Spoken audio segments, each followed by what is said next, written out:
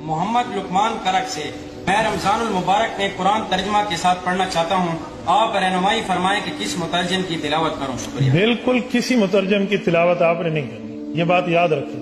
عام بندہ جب قرآن کے ترجمے اٹھا کے اس میں غور و خوض شروع کرے گا، یہ گمراہی کا دروازہ کھلے گا۔ میری جان من، قرآن کریم اتنا لاوارث نہیں ہے کہ آپ اس کو بغیر قرآن کے ماہر کے پڑھنا شروع کر دیں۔ ڈاکٹری میڈیکل کی کتاب آپ بغیر ماہر کے نہیں پڑھتے، تو قرآن کریم بغیر ماہر کے آپ کیوں پڑھیں گے؟ ترجمے آپ کے لیے نہیں ہے، یہ طالب علم کے لیے، یہ انڈر کنسٹرکشن عالم کے لیے، جو ابھی زیر تعمیر ہے، یہ اس کی مدد کے لیے۔ آپ کو چاہیے آپ نے ترجمہ پڑھنا ہے تو کسی عالم دین کی زیر نگرانی پڑھیں۔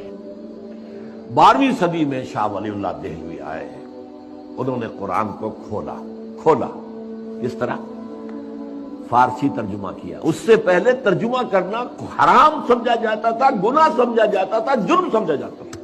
اور آج ہماری ایک بہت بڑی تحریک تبلیغی جماعت جو اسی کی داعی ہے، قرآن کا ترجمہ مت کرو،